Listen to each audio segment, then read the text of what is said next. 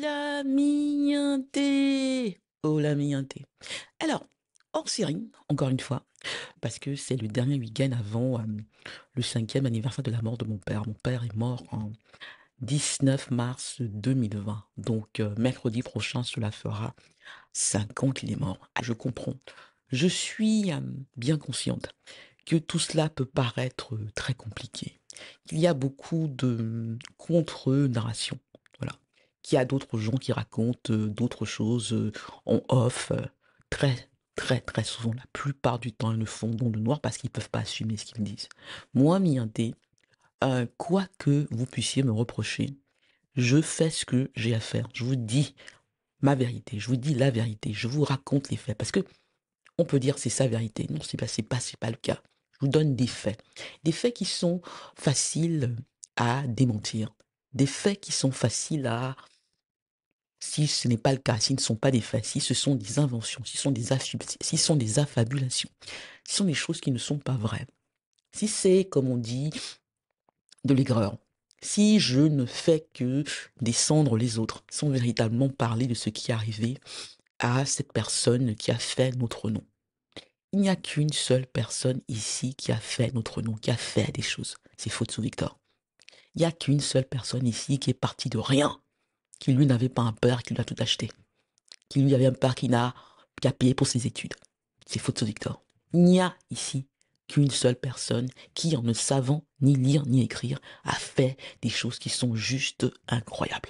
Il n'y a qu'une seule personne, au moment où je veux parle, qui est une légende africaine. C'est Fotsou Victor. Tout le reste, même moi, nous sommes des personnes en devenir. Il y a là un concours de macaques qui, en achetant les médias, qui en achetant certaines personnes qui font des livres qui sont tellement imbéciles sur lui, on parle de lui comme étant un golden boy, qui essaye comme ça de réduire son père qu'une seule personne, les autres, ce qu'ils essayent de faire pour véritablement prétendre, pour se mettre sur le même pied d'égalité que Fodzo Victor, ils ont besoin de le réduire. Ce chaos, le fait de dire polygamie, de parler autant de sa vie privée, de faire, voilà, de tout faire pour qu'on ne se focalise pas sur ce que Fodzo Victor a fait pour dire non. Mais qu'est-ce qui s'est passé?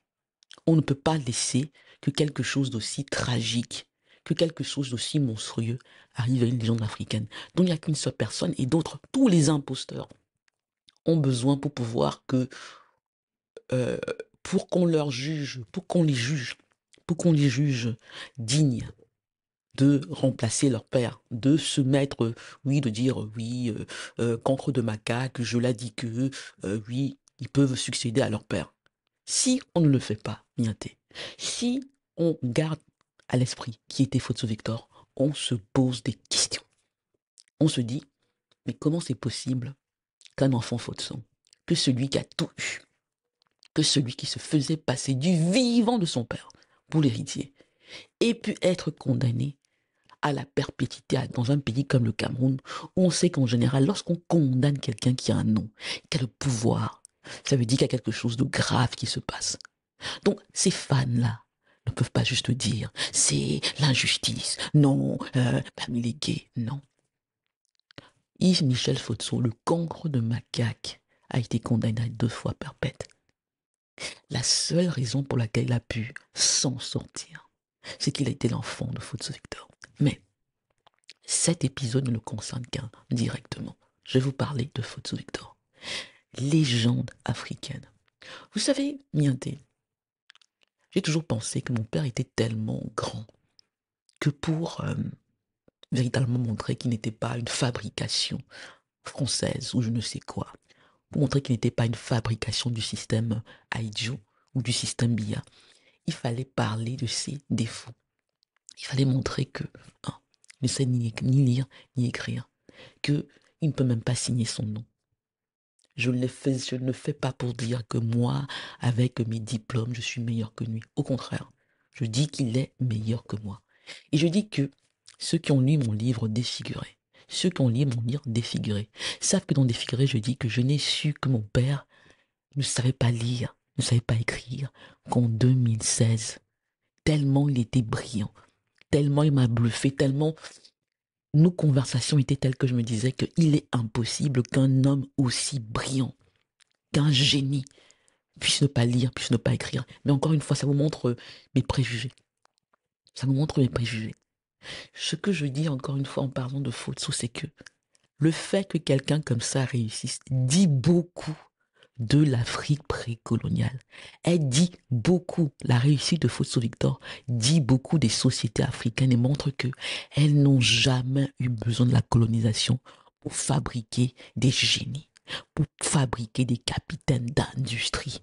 Quand on voit la génération de Fotso Victor, les caddies de Fotso, les autres, qui n'ont pas été dans les écoles européennes, qui n'ont pas été pour parler de manière populaire à l'école du blanc, mais qui, parce qu'ils étaient ancrés dans leur culture à eux, se sont faits. Ils ont su comment faire pour arriver. Oui, en ayant des partenariats avec des Occidentaux, des Français, dans la plupart des cas. Mais ils l'ont fait. Je le dis encore une fois, mon père ne pouvait pas lire les contrats qu'il signait, par exemple, avec Pierre Castel. Il y avait cette parole-là qui était donnée. Il y avait le fait que, ne sachant pas lire, ne sachant pas écrire, il a appris à lire les gens. Il savait compter. Mon père pouvait voir un terrain et vous dire exactement, presque toujours exactement, combien de mètres carrés c'était. Ça, c'était son génie. Donc, Nianté, mon travail, mon devoir de fille et de mère, je le dis toujours, je ne suis pas que la fille en situation de handicap de Fotso Victor, je suis sa mère. Et ce rôle-là, je le prends au sérieux. Je suis sa Maptuelle. Je prends ce rôle-là au sérieux parce que je sais qui était ma grand-mère et que, encore une fois, ce que je fais ici est très, très, très africain et très camerounais et très bamileke et très bandjoun. Le refus d'accepter une injustice qui n'est fait que d'imposture et de contrefaçon. Donc je le dis pour que les choses soient claires. Contre de macaque est une contrefaçon. Je l'ai dit que est une contrefaçon. Tous ceux-là qui ont accepté ce qui s'est passé là sont des contrefaçons. Et ils ont accepté ça parce que c'était la seule façon de faire que cela passe. Quelque part, ce qui se passe en ce moment-là, c'est qu'ils sont en train de manger un cadavre. Comment vous dire? Il y a cette odeur-là qui est là comme ça. Mais il faut détourner les regards. Et pour détourner les regards, il faut faire en sorte que la situation soit illisible et qu'on puisse mettre tout le monde sur le même pied d'égalité en disant ils se valent tous, ils ont tous mis les mains à la glace, ils sont de tous mauvais. On n'a pas à s'en mêler, il n'y a pas d'injustice là, ce sont des sauvages qui se mangent entre eux, donc ce n'est pas important.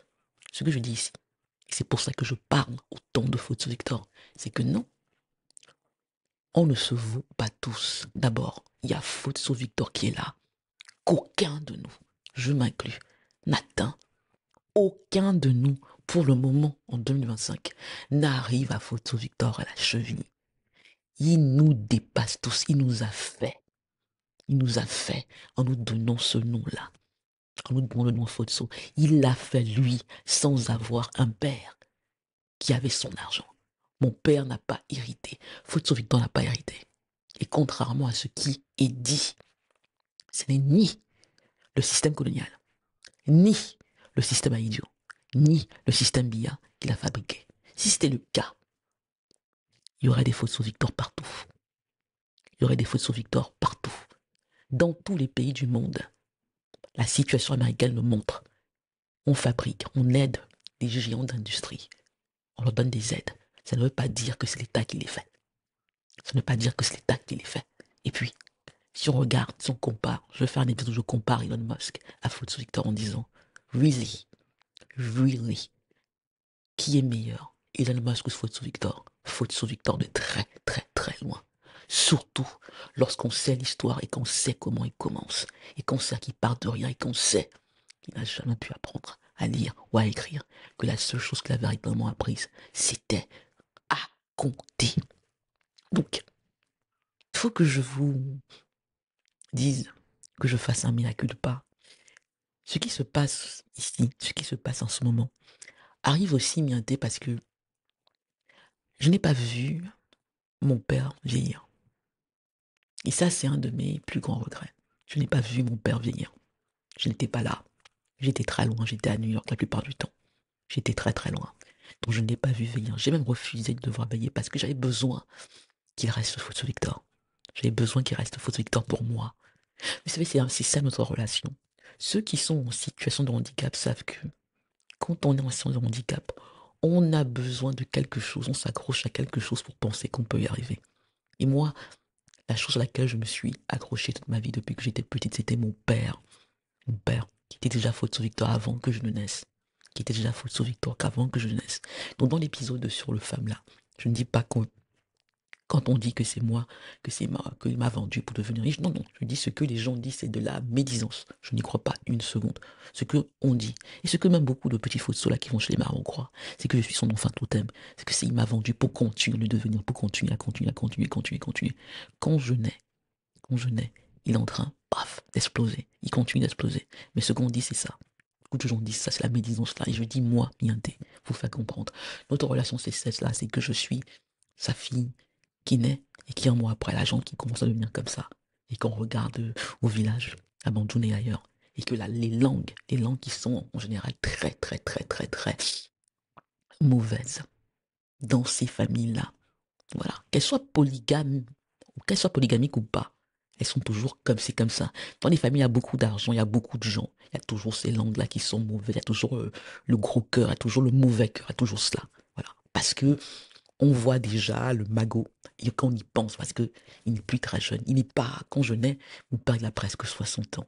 Quand je nais, Photo Victor a presque 60 ans, donc déjà, à l'époque, parce qu'on ne vit pas très vieux au Cameroun de l'époque, et même maintenant, on meurt très très, voilà, on meurt 60 ans, c'est déjà l'âge à laquelle, à l'époque surtout, on pense qu'on est, voilà, que la fin est très proche en fait. Donc voilà. Donc, il y a déjà ces rumeurs-là, il y a déjà ce mauvais esprit, il y a déjà cette médisance-là. Donc moi, Mianté, parce que mon père de son regard qui était rempli d'amour et de ce qu'il disait sur moi, il m'a protégé. Il m'a protégé, il a fait que je ne sois pas que l'handicapé de service, même si, encore une fois, je parle d'elle, ma génitrice. C'est elle qui, avec sa culpabilité, c'est elle qui, avec ce refus d'accepter le handicap, ce refus d'être la femme Fotso qui met au monde une enfant handicapée, a laissé les sorciers entrer. Et elle a permis beaucoup de choses qui sont arrivées par la suite. Mais on en parle dans cet épisode. Donc moi, Mianté, ayant loin, étant parti du Cameroun en 93, étant resté là-bas, ayant fait mes études là-bas, ayant travaillé là-bas, ayant été à New York et tout cela, resté à New York, je ne vois pas mon père vieillir. Et même lorsqu'en 2012, on a la conversation enfin sur les opérations que je dois avoir pour essayer de réparer ma jambe, avoir une amputation, essayer de marcher avec une canne et une prothèse. Je ne le vois pas vieillir alors que les signes sont là. Je me souviens quand je le vois après l'arrestation du cancre de macaque le 1er décembre 2010. Là déjà, il a pris un coup de vieux. Mais quand je le vois plus tard à Paris, oui, il y a toujours cela, mais c'est à ce moment-là qu'on parle, parce que c'est en 2011 qu'on parle, qui me dit, tu sais, c'est le moment enfin de euh, te faire amputer. Vas-y, vas-y, je vais t'attendre.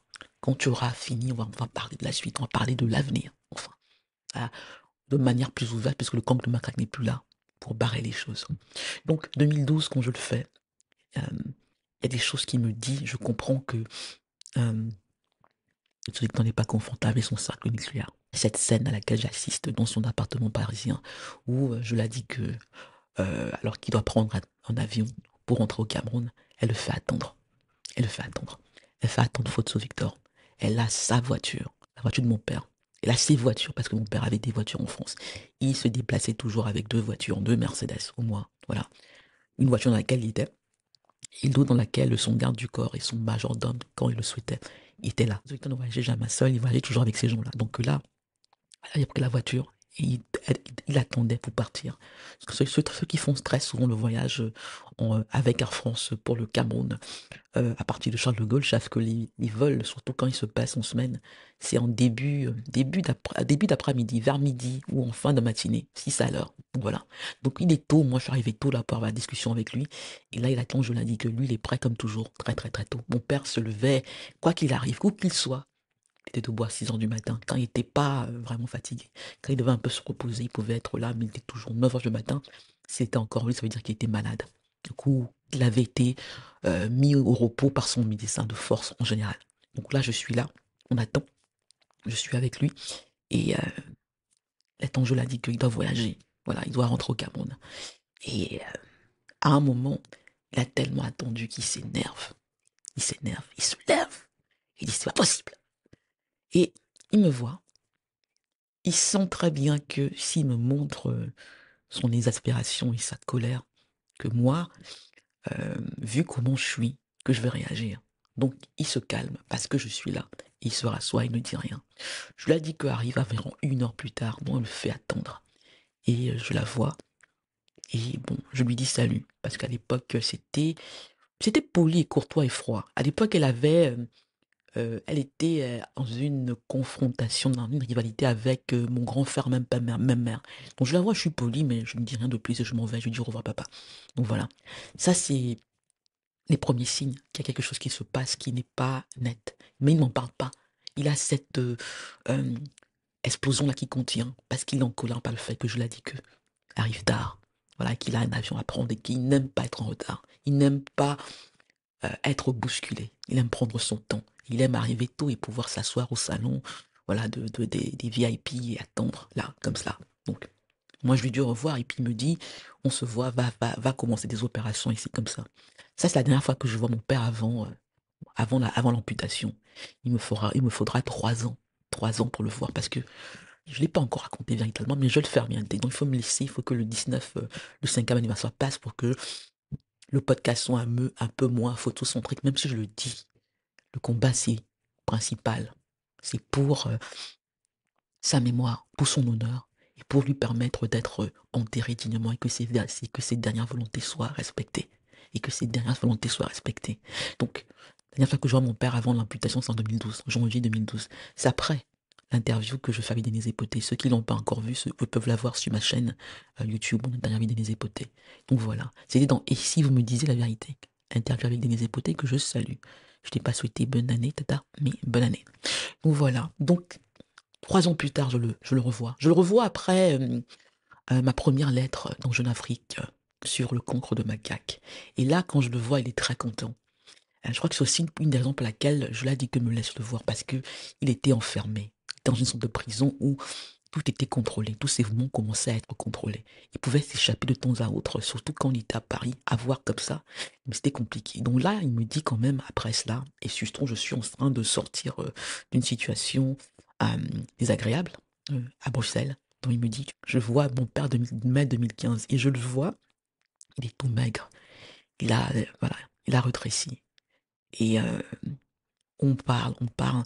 Déjà, il me dit, en me voyant avec ma prothèse, il me dit, tu es le miracle de ma vie. Donc, j'ai eu ce privilège d'avoir un père qui est une légende africaine me dire à moi, sa fille, en situation de handicap, tu es le miracle de ma vie.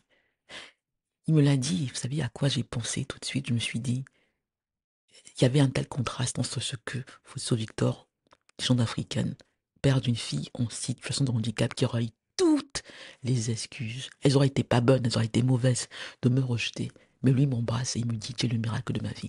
Et malgré moi, j'ai pensé à ma génitrice qui n'a jamais pu le faire, qui a toujours vu en moi un problème, qui m'a toujours vu avec le regard des autres, surtout ma famille, Futsu. Cette famille qui n'est pas une famille. On est là, il m'en parle, il me parle du fait que personne n'est content n'est content de la, voilà, est content du fait que je marche enfin une prothèse. C'est là qu'il me fait des révélations sur la mère du cancre de macaque. Et enfin, on parle beaucoup. Notre conversation, quand je le revois en 2015, porte beaucoup sur le cancre de macaque. Il me dit des choses, je lui ai dit que, mais je comprends en demi-mot qu'il ne veut pas s'attaquer à son cycle nucléaire et qu'il ne se sent pas en sécurité, donc il évite de faire, véritablement de parler du sujet. Il évite véritablement de parler du sujet, mais il me dit beaucoup de choses. Mais il a maigré. Il doit prendre des yaourts pour essayer de grossir parce que tellement il a maigré. Mais il me parle surtout du cancre de macaque qui me fait beaucoup de révélations. Et il me dit, tu sais, il faut qu'on passe vite, il faut que non, on va se voir, quand on va se voir à Paris tous les mois. On va se voir à Paris tous les mois et puis je vais, on va enfin faire que tu avances. On va en faire que tu avances. Il le dit, mais il ne sait pas que je l'ai dit que va intervenir. Et il ne sait pas à quel point. Je pense qu'il soupçonne, mais il veut. Il faut comprendre, ça reste ses enfants. Comment est-ce que quelqu'un de cet âge-là va admettre, va s'avouer qu'il a raté ça, qu'il a raté ses enfants, qu'il a des enfants qui sont prêts à tout pour l'argent que lui, il a fait. Pour l'argent que lui, il a fait. Qu'il y a des enfants qui pensent qu'ils sont plus légitimes que lui.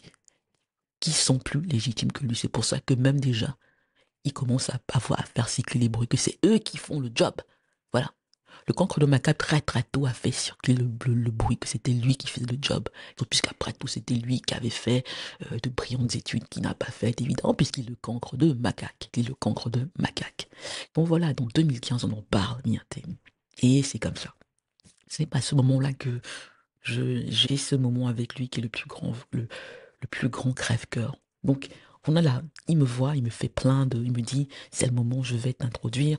Oui, prends des bureaux à Paris ou à Bruxelles pour le cabinet. Attends de pouvoir rentrer à New York, donc tu le fais. On va commencer comme ça, et puis, oui, tu vas devenir mon avocat de titre. On va le faire, on va le faire. Voilà. Ça ne se fait pas, Mianté, parce que je comprends que je l'ai dit qu'il est intervenu. Il y a une sorte de cancre de maca qui est procureur à Berthois, qui s'appelle Rachel Fotso, épouse Su Metsa. Elle y est pour beaucoup de ce genre de choses. Donc voilà. Donc je lui ai dit qu'il intervient et mon père, je le vois hésitant. Et donc je sens il ne sait pas comment faire parce que elle a mis son veto. Il a fait comprendre que c'était pas une bonne idée de m'introduire et de faire en sorte que je sois là et que je sois présente. Non, il hésite comme ça, mais en juin 2015, à peu près un peu plus d'un mois plus tard, j'ai déjà trouvé mes bureaux à Bruxelles. Je sens qu'il est hésitant, mais il me fait venir brusquement. Il me dit, viens carrément. Il m'appelle un mardi soir à Bruxelles. Et il me dit, est-ce que tu peux venir demain? Je lui dis, ok, bah, je prends le train, je prends le Thalys, le TGV belge. J'arrive. Il me dit, viens pour l'après-midi, on se voit, on en parle, on règle tout, et puis c'est comme ça. Bon, j'arrive, et c'est à ce moment-là, bien que je me rends compte que il est prisonnier. Mais c'est là mon crève-cœur, en fait, que je n'ai, il me faudra du temps pour m'en remettre. Je le vois, il a une tache sur son pyjama qui est une tasse de piment. Mon père, son petit déjeuner, c'était des œufs, des egg whites, des œufs sont jaunes, voilà, des blancs d'œufs. Et avec, il mangeait ça avec du piment, et soit de la patate douce frite ou avec du pain. Voilà, c'était ça son petit déjeuner en général qu'il aimait. Donc j'arrive là, il a une trace de piment sur son pyjama. Faut comprendre, Fotso Victor, c'était quelqu'un qui était hyper discipliné et qui était d'une coquetterie monstre. Voilà. Même quand il était en pyjama, il devait être propre.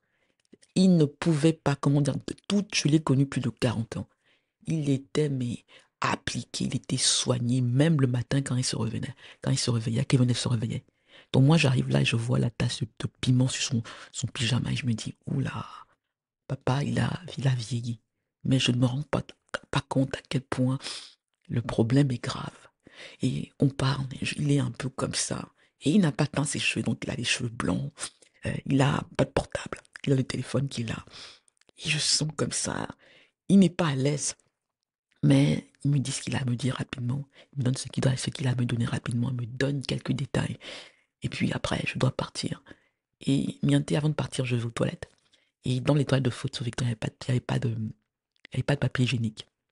Et ça, c'est, comment vous dire, pour moi qui ai vécu dans ce monde-là où tous l'attention sur les détails, c'était fondamental. Mon père, c'était quelqu'un qui ne pouvait pas accepter que quelque chose ne soit pas mis à l'endroit qu'il faut.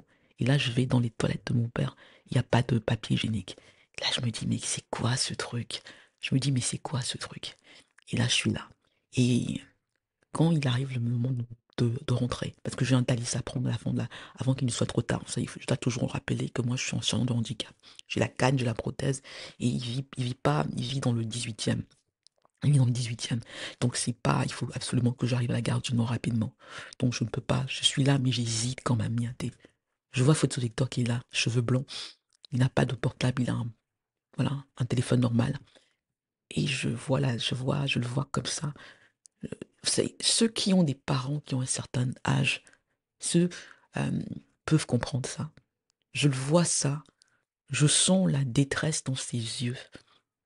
Je sens la détresse dans ses yeux. Et je me dis, est-ce que je ne dois pas rester? Est-ce que je ne dois pas forcer rester? Je le regarde.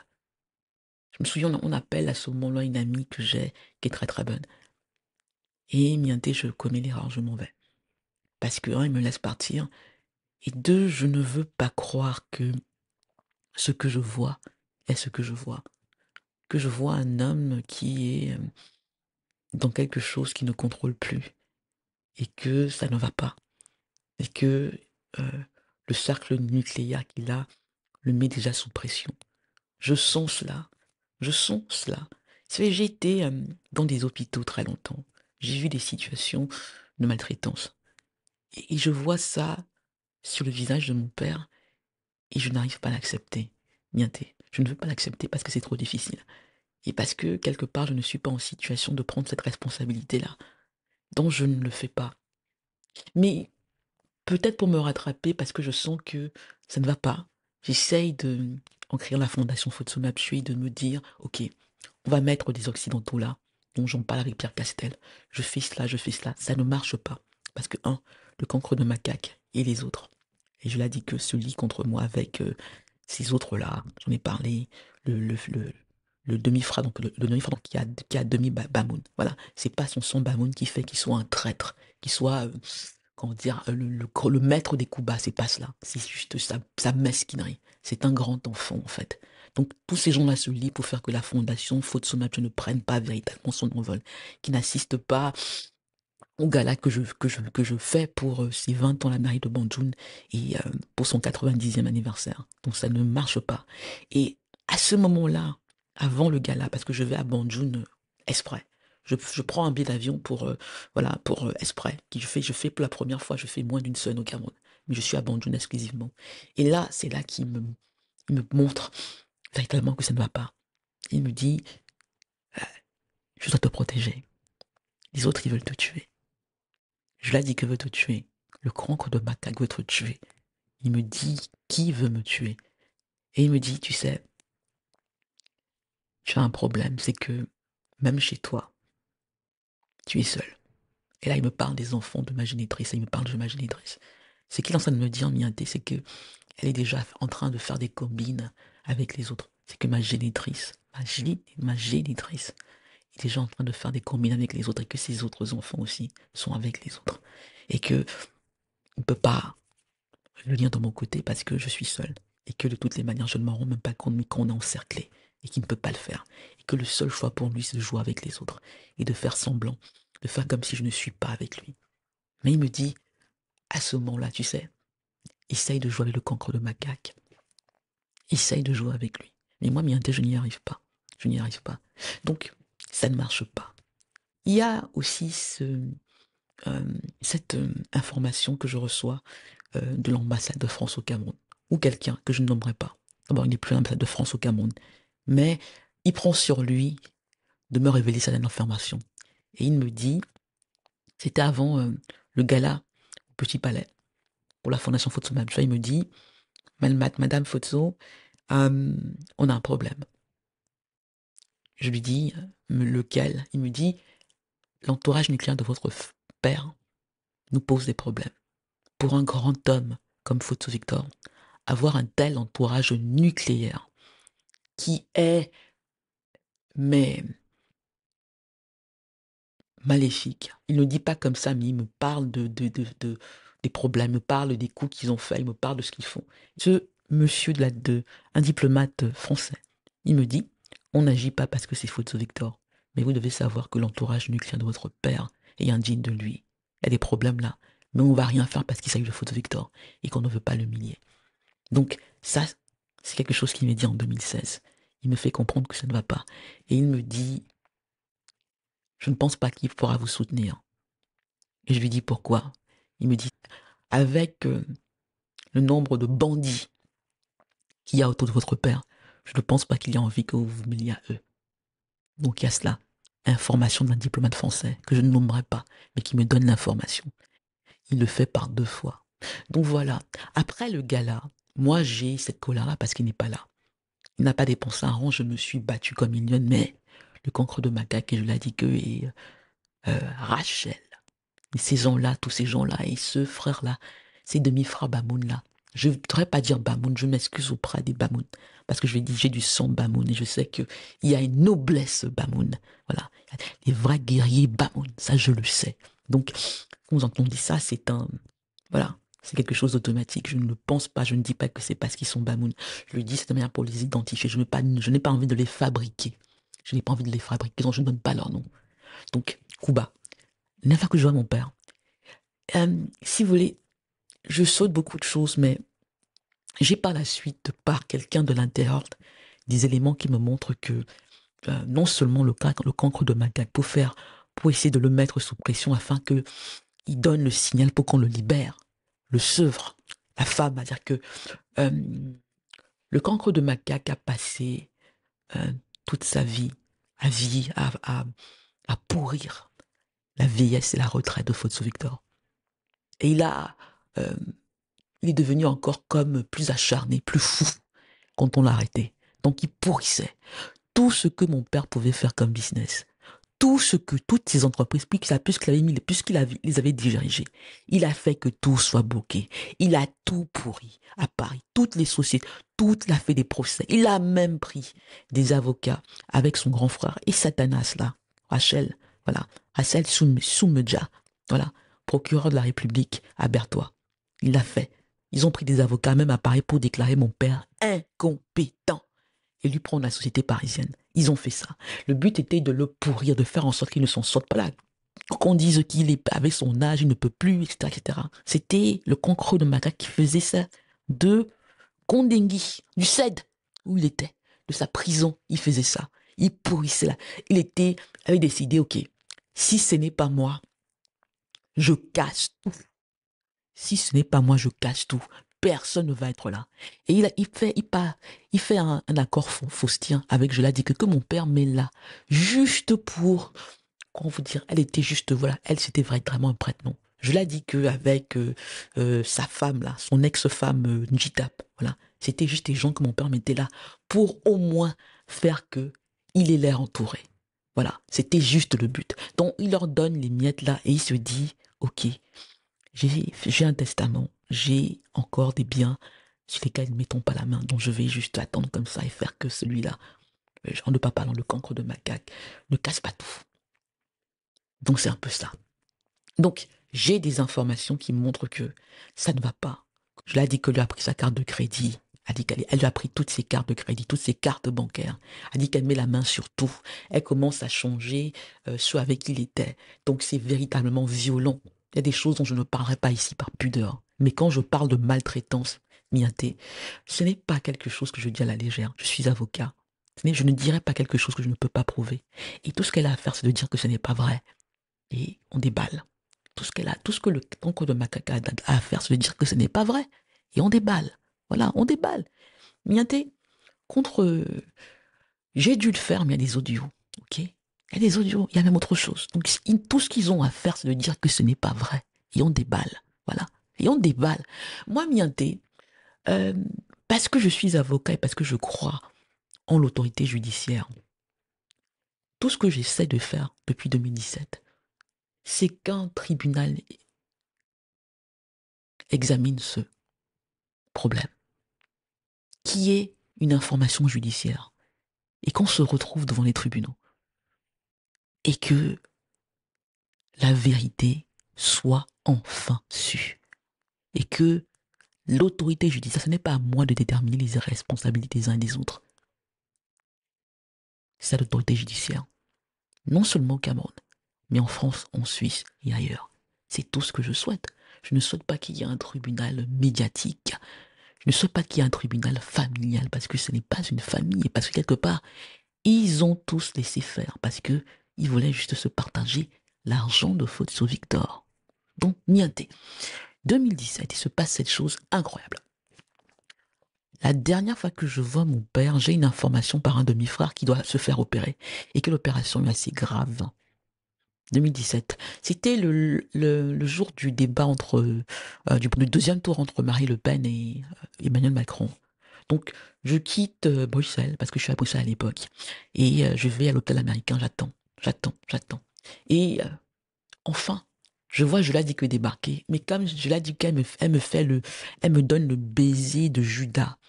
Voilà. Et je sens bien qu'elle est mal à l'aise et elle va se cacher. Et là, elle appelle mon père pour lui dire, oh, il y a Christelle qui est là.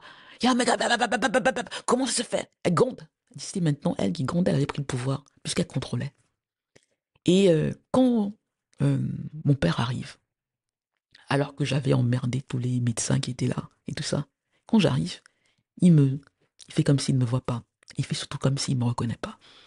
Et là, je comprends qu'il y a quelque chose de grave qui se passe.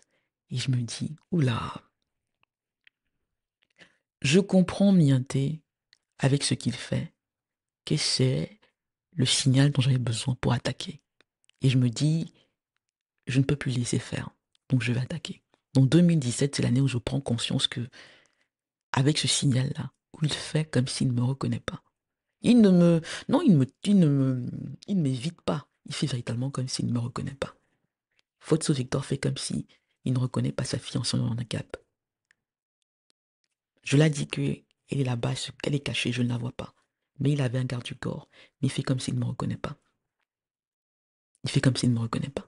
Comme si c'était pas, comme si je n'étais pas sa fille. Il ne me dit pas, il me clash pas. Il me dit pas, mais qu'est-ce que tu fais ici? Il ne me dit pas, je suis en colère contre toi. Il fait comme s'il ne me connaît pas. Il fait comme s'il ne me connaît pas. On a un hôpital américain de Paris. Et là, je me dis, oula, c'est le signal. On avait quand même nos codes, mon père et moi. Et je me dis, je dois attaquer, ça va pas là. Ça va pas là. S'il en arrive jusque-là, ça ne va pas. Ça ne va pas. Et on s'est comme ça mis un thé que durant tout l'été 2017, je me décide d'attaquer. Je commence à prendre des renseignements, voilà, je fais tout cela. Et j'envoie un banjoun pour dire à mon père que je vais attaquer. Il ne me dit pas de ne pas attaquer. Donc j'ai tout ce qu'il faut déjà pour attaquer parce que j'avais beaucoup de... J'ai parlé de 2015, de ce combat-là. Donc je lui dis que je vais attaquer. Et vous savez ce que je fais, Mianté? J'envoie une lettre à Joladique et je lui dis, pousse-toi, c'est pas toi que je veux attaquer. Je vais commencer par le cancre de Macaque, on va régler nos affaires après. C'est lui qui est responsable. Donc, je sais ce que tu fais à Paris, là, avec de machin, je sais ce que tu fais avec beaucoup d'acteurs publics camerounais et ailleurs. Mais pour le moment, je te laisse passer. Pousse-toi, je vais m'attaquer au cancre de Macaque. Et elle le prend, voilà, elle me prend de haut. Et je dis ok. Et je suis obligée d'aller beaucoup plus rapidement parce que en septembre 2017, je reçois un appel d'un demi-frère qui me dit, Christelle, papa, il est rentré de Paris et il n'arrive plus à marcher. C'est grave. Parce que mon père, chez lui, il y avait des escaliers. Et c'était vraiment une de ces choses qui s'enorgueillissait de ne jamais avoir, de pouvoir toujours marcher à son âge, son canne, son machin. Vous savez, mon père, il y avait une telle rivalité contre lui et Kadi de photo qui s'est dit, moi, contrairement à Kadi, je ne vais jamais prendre une chaise roulante. Ce n'était pas méchant, mais c'était une rivalité jusqu'à ce point-là. Voilà. Disons que non, non, non, non. Même si j'ai mal, même si je dois là, je vais marcher doucement, mais je ne vais jamais prendre une canne ou une chaise roulante. Je suis Fotso Victor.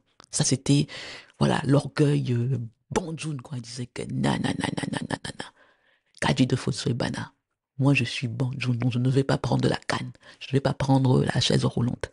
Donc, ce demi-frère-là m'appelle en me disant, Christelle, papa, ça va pas.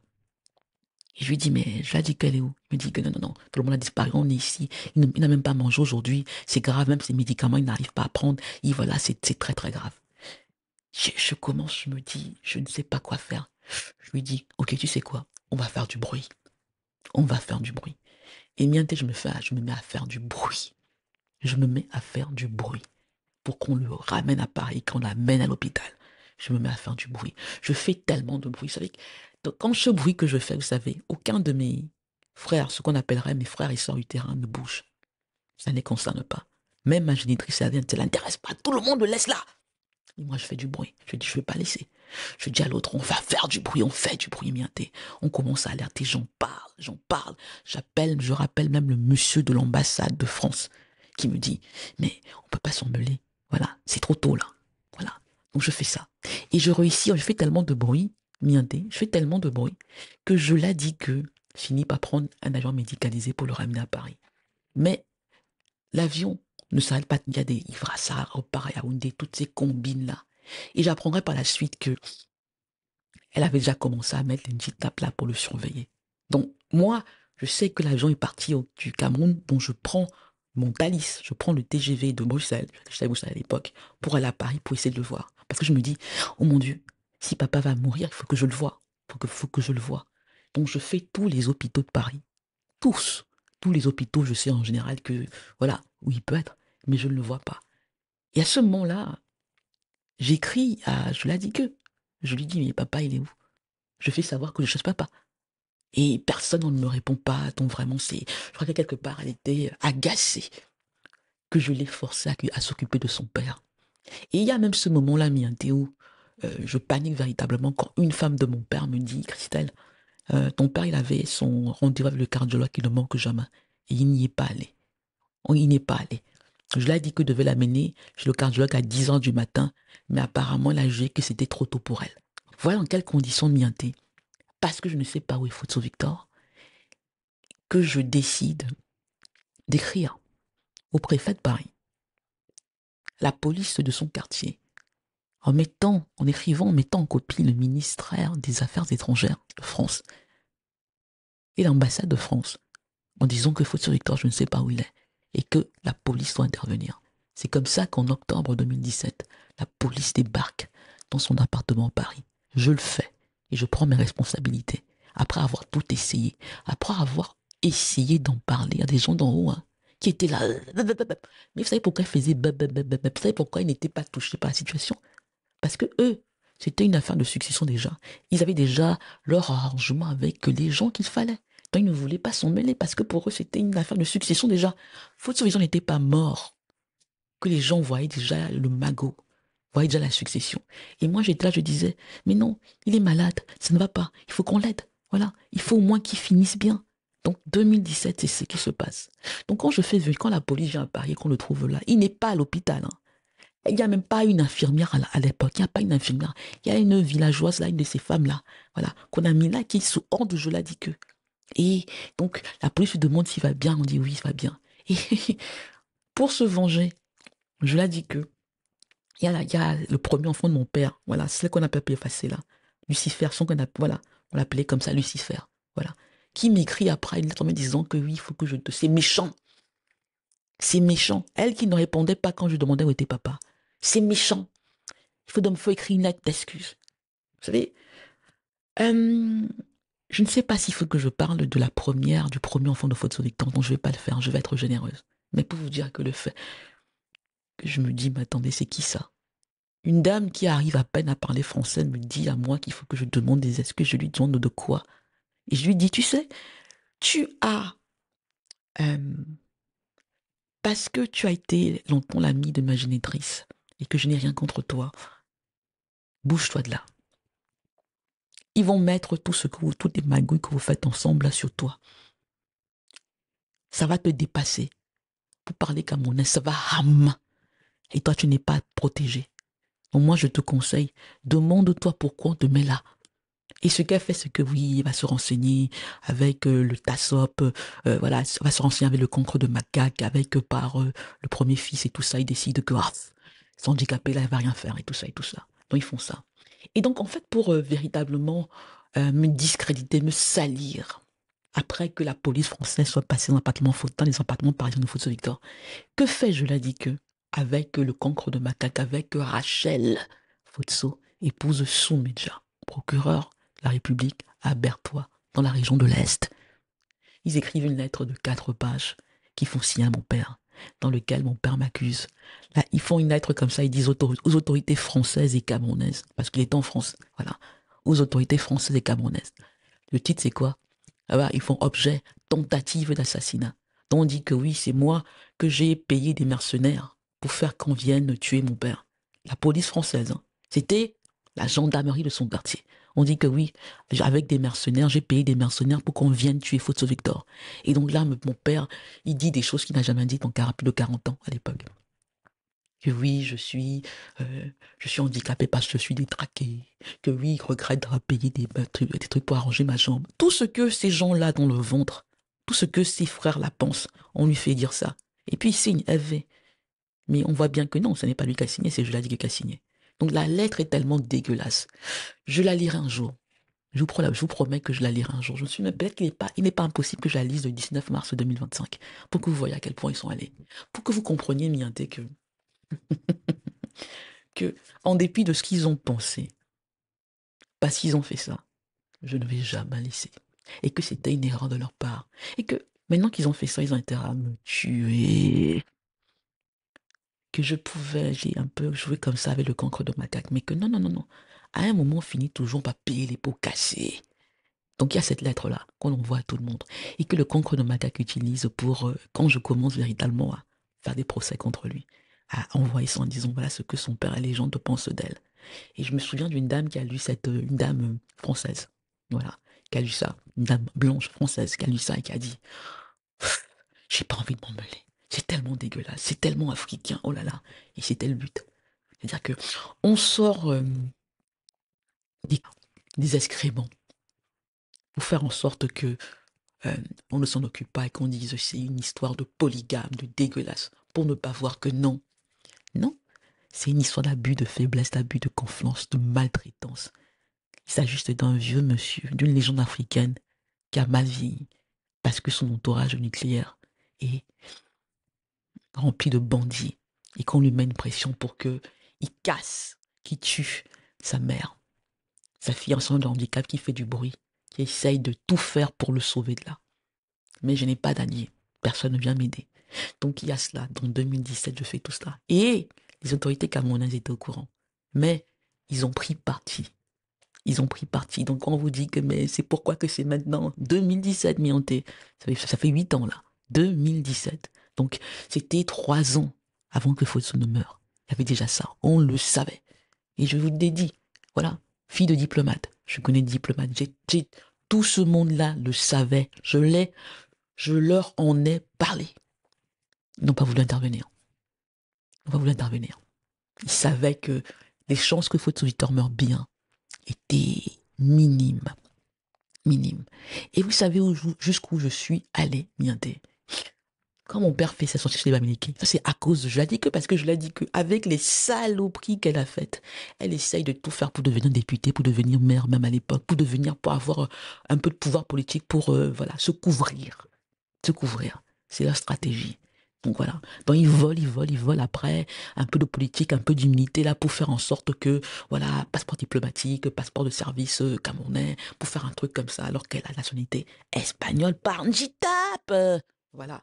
Donc c'est comme ça. C'est comme ça. Donc il y a tout cela. Et moi je suis là, Mianté. J'essaye. Je ne lâche pas le morceau, mais je ne suis pas en bonne santé. Et puis, il y a des coups bas que Rachel, épouse Soumitsa, Rachel Fotso essaye, que tous ces coups bas, que le frère dont je vous parle là, en me rappelant qu'il est la mère Bamoun, mais c'est pas un Bamoun,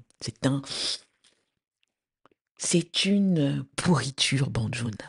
Voilà, c'est une pourriture banjoune. C'est une pourriture banjoune. Voilà. Donc ils font tout cela, donc je me bats. 2018, l'opinion, voilà, les Camerounais ne comprennent pas ce qui se passe. Vous savez, voilà, on voit Fotso qui fait tout cela, et on ne se dit même pas. Et ce monsieur a plus de 90 ans. Ça, quand un vieux fait cela, c'est l'entourage nucléaire. Quel est son intérêt à son âge de commencer à agir comme ça? On dit non, sardinard. Est-ce qu'on devient sardinard à plus de 90 ans? Voilà.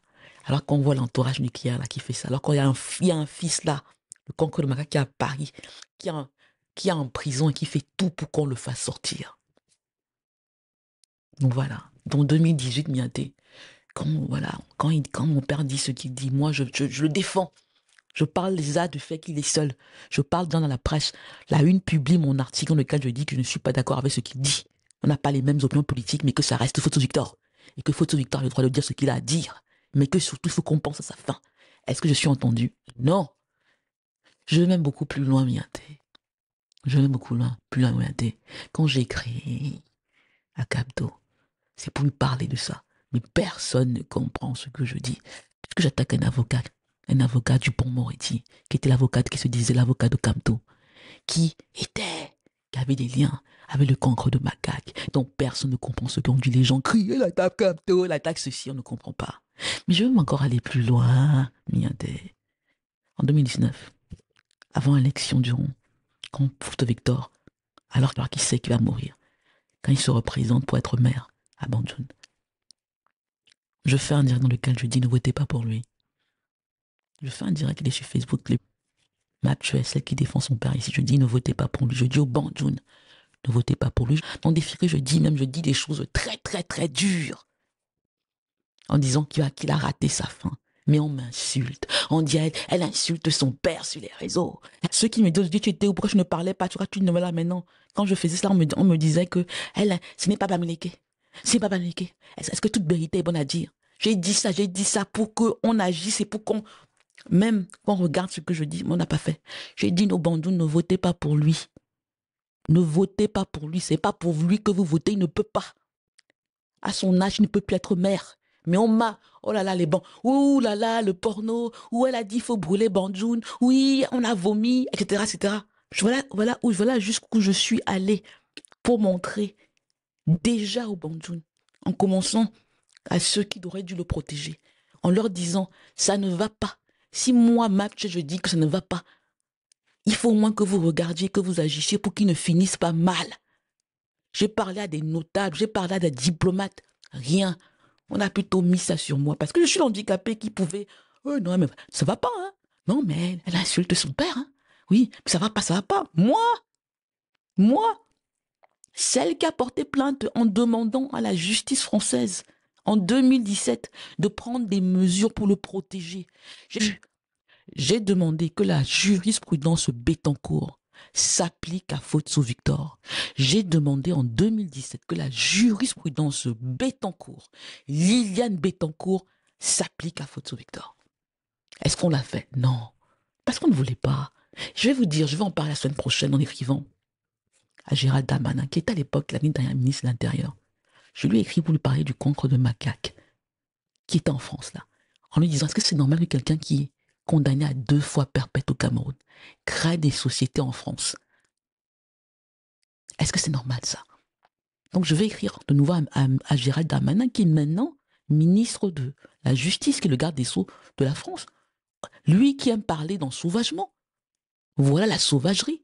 Donc pour vous dire, Mianté, que vous qui avez des parents, que vous voyez vieillir, regardez cela. Vous qui avez eu des parents qui sont retrouvés dans une situation compliquée,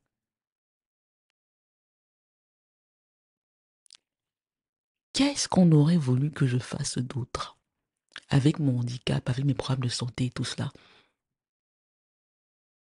Comment on peut vouloir maintenant que j'accepte de jouer les seconds rôles, même pas les seconds rôles, que j'accepte d'être par terre, en me disant, il faut vivre ta vie, est-ce que tu es marié, et pipi, papa. Moi qui ai pris les armes, et quand je les fais mienter, les femmes Fotso là, qui l'année dernière se sont mis à maudire, je l'ai dit que, qui ne savent même pas comment leur mari est mort, qui passent leur temps à dire que il a vécu longtemps, il est déjà mort, on va faire quoi? Elles ont laissé faire. Elles savaient. Je leur ai écrit pour leur dire ce qui se passait. Elles ont pris le parti du cancre de macaque et de je l'ai dit que contre leur mari. Ce n'était pas important pour elles qu'ils meurent bien. Le plus important, c'était qu'ils meurent vite et qu'on partage. Donc quand je les vois là, et quand vous voulez que je parle de ça, et quand les gens disent, je l'ai dit que oui, tu nous avais dit, on ne pense pas aux morts. Hein. Ça fera 5 ans qu'il est mort, en 2025. Si vous leur demandez à elles, elles étaient où? Elles ont fait quoi pour qu'ils meurent bien? Elles ont fait quoi depuis? Pourquoi elles ne parlent que de leur situation à elles et pas du mort qui a eu la fin la plus monstrueuse possible, vu son parcours, avec ces enfants-là, qu'elles soutiennent? Quand elles se mettent là pour maudire, je l'ai dit que qu'elles ne maudissent pas le cancre de Mac, c'est parce que c'est lui qui les paye. C'est lui qui les fait venir là. Et moi, je me vois ces enfants Fotso là, ces enfants Fotso, qui disent oui, on n'a pas ceci. Est-ce que les enfants d'une légende sont des légendes? Est-ce que les enfants d'un milliardaire sont des milliardaires? Faut comprendre, Mianté, que la raison pour laquelle le testament ne sort pas, c'est qu'ils se disent que en faisant ça comme ça, on va juste distribuer, qu'il y aura tellement de chaos que ce sera la force qui va gagner, qu'on va juste tout le monde va juste dire c'est bon. Parce que Fausto Victor, en voyant ça, il a réglé ça dans son testament. C'est pour ça tout le monde, ça ne les arrange pas. Tout le monde fait comme si le testament et que celui qui est là, qui se dit le successeur, c'est lui. Parce que ils savent tous la vérité. Ils ne veulent pas ça. Il y a des femmes qui se disent, mais si je n'ai rien, je préfère que ce soit comme ça. J'avais le cancre de macaque et le faute, on s'en fout. C'est ça l'enjeu. Le désordre, là, profite à tous ces gens-là. Personne ne veut véritablement qu'ils reposent en paix. Personne ne veut qu'il y ait des funérailles. Personne ne veut vraiment que le testament soit lu. Oui, d'abord le cancre de macaque, et je l'ai dit que tous ces gens-là, Rachel et tous ces gens-là, mais tous les autres aussi. Ils se disent qu'en faisant comme ça, ok, on gâte pour tout le monde et que on va finir par distribuer, chacun aura quelque chose et que ce sera comme ça. Donc là, on fait tout pour qu'on ne parle que pognon. Pourquoi est-ce que les autres donnent la procuration au cancre de macaque? C'est pour le pognon. Est-ce que ça les intéresse de savoir comment ils meurent? Est-ce que ça les intéresse de savoir comment est mort leur père? Non. Est-ce que ça les intéresse? Non, il est déjà mort, il a vécu longtemps. Ah non, il faut nous laisser ça et tout ça et tout ça. Et moi je dis, Mianté, non. L'histoire de Fausto Victor est trop extraordinaire pour qu'on oublie ça. On va pas oublier Fausto. Il est plus important que nous tous. C'est lui qui nous a fait. C'est lui qui a fait la fortune, Fausto. C'est lui. En 2025, il n'y a pas un Fausto qui est l'égal de Fausto Victor. Et je m'inclus dedans. Donc on ne va pas le sauter pour parler du partage de ses biens. Absolument pas. Moi, Bandoun, je dis gay. Avec mon Sambamoun, je dis on va bagarrer. Non.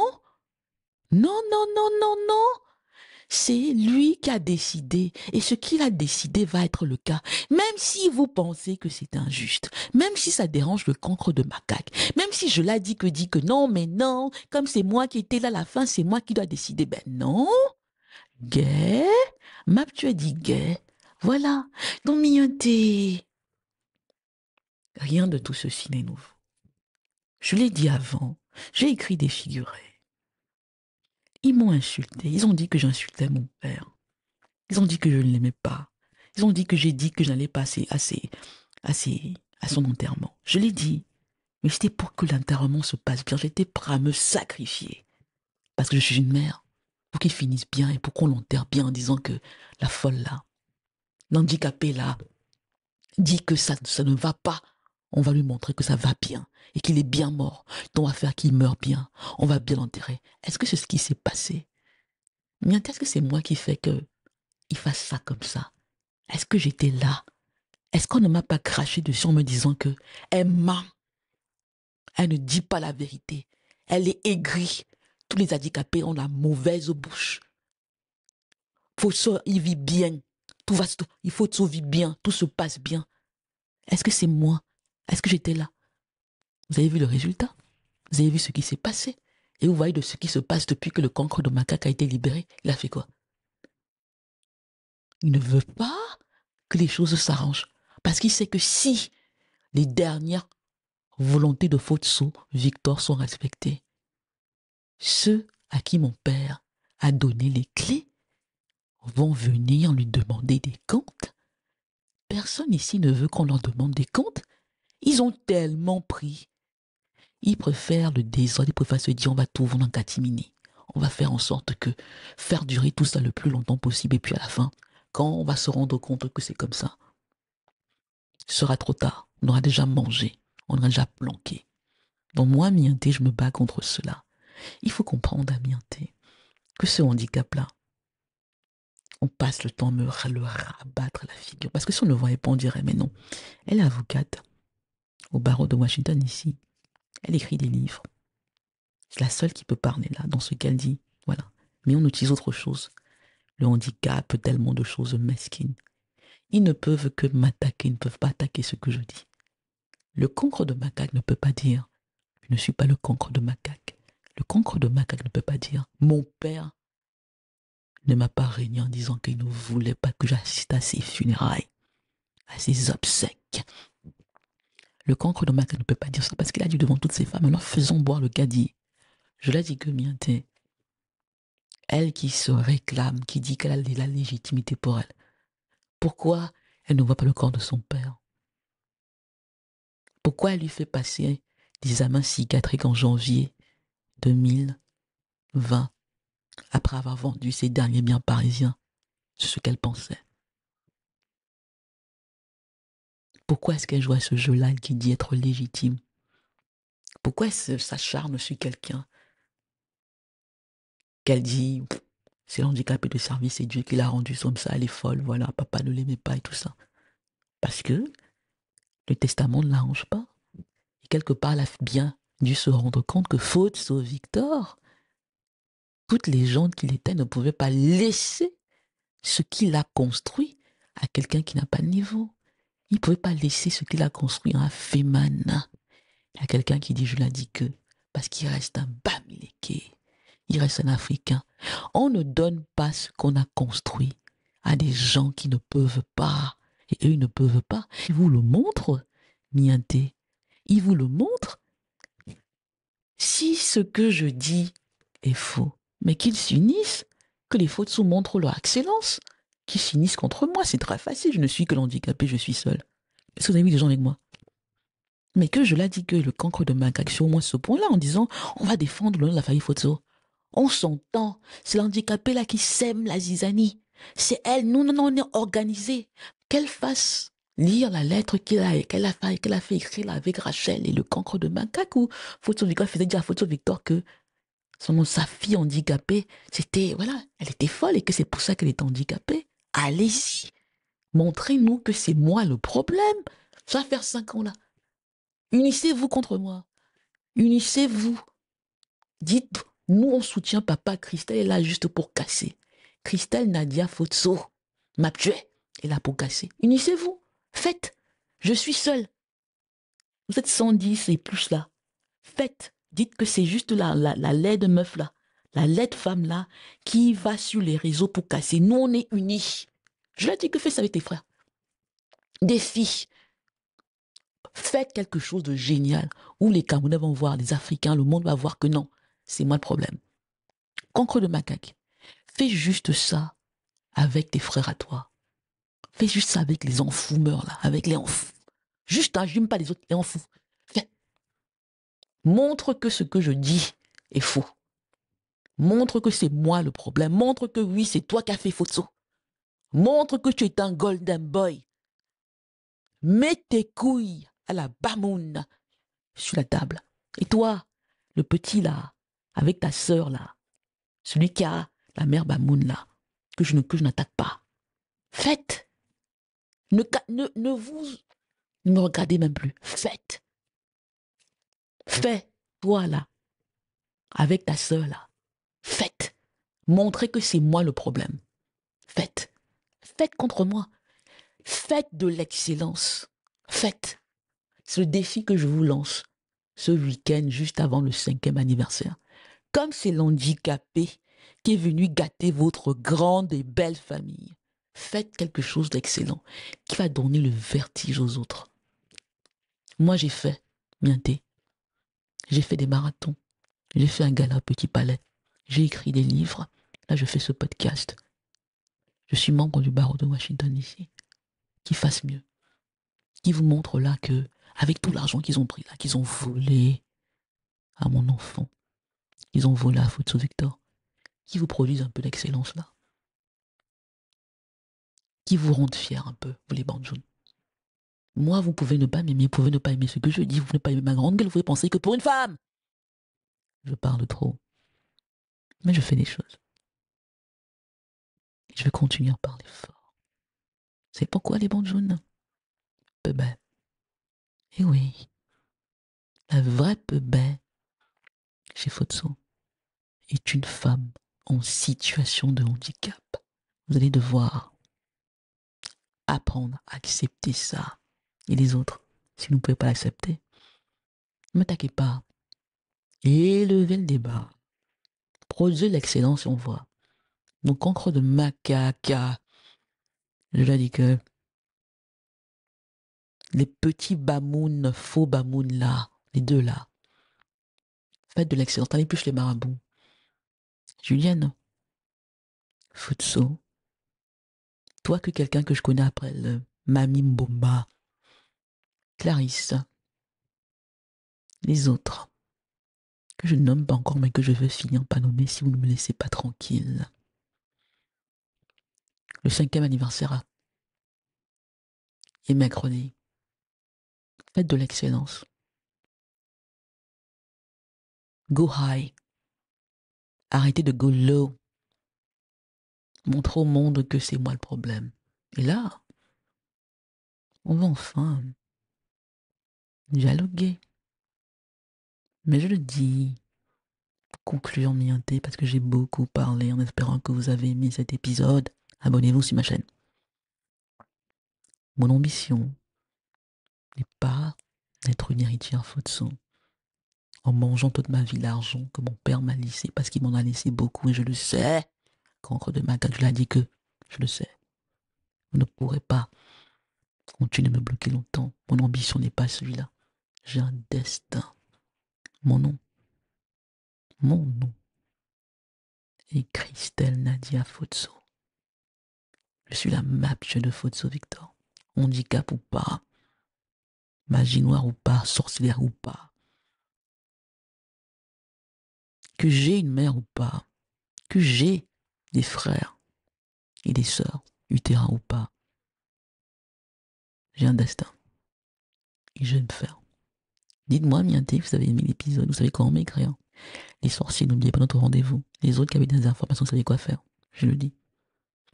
Un peu d'argent. Et je vais un peu distribuer. À la semaine prochaine.